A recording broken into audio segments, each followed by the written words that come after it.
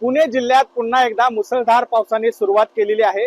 पुणे जिल्ह्यातून सोलापूरच्या उजनी धरणामध्ये मोठ्या प्रमाणात पाण्याचा विसर्ग येत आहे। त्यामुळे उजनी धरणातून भीमा नदीमध्ये 35,000 क्युसेक्स पाण्याचा विसर्ग सोडण्यात आलेला आहे। तर वीर धरणामधून 15,000 क्युसेक्स पाणी नीरा नदीमध्ये सोडण्यात आलेलं आहे आणि त्या नीरा नदीचं पाणी भीमा नदीमध्ये मिसळत असल्याने या ठिकाणी आपण बघू शकताय पंढरपूरच्या चंद्रभागा नदीला पूर सदृश्य परिस्थिती निर्माण झालेली आहे। चंद्रभागा नदी दुथडी भरून वाहत आहे। चंद्रभागा नदीमधील सर्व मंदिरे पाण्याखाली गेलेली आहेत। आषाढीच्या पार्श्वभूमीवर मोठ्या प्रमाणात भाविक पंढरपूरमध्ये दाखल झालेले आहेत।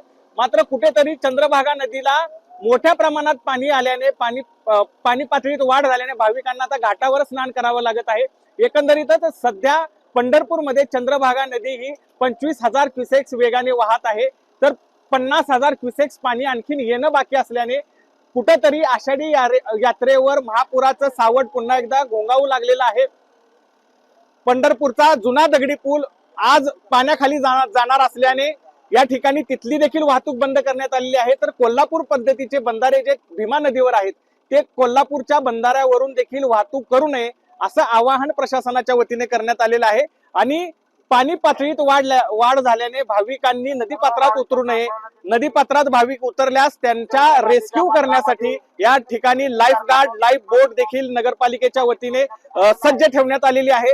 प्रत्येकाला लाईफ जॅकेट या ठिकाणी प्रशासनाने देण्याच्या सूचना पालकमंत्री जयकुमार गोरे यांनी केल्या होत्या। त्यानुसार होडी चालकांची बैठक घेऊन जिल्हाधिकारी कुमार आशीर्वाद यांनी सर्व सूचना दिलेल्या आहेत। परवा दिवशी 6 भाविक पाण्यामध्ये बुडत होते, त्यांना वाचवण्यात या रेस्क्यू टीमला यश आलेलं आहे। आणि आता देखील आवाहन केलं जाते की भाविकांनी पाण्यामध्ये उतरू नये, स्वतःची काळजी घ्यावी असं आवाहन करत ही रेस्क्यू बोट चंद्रभागा नदीमध्ये परिक्रमा करताना आपल्याला दिसत आहे। अभिराज उबाळे, लोकशाही मराठी, पंढरपूर। लोकशाही मराठी ऐका, पहा, जागरूक रहा।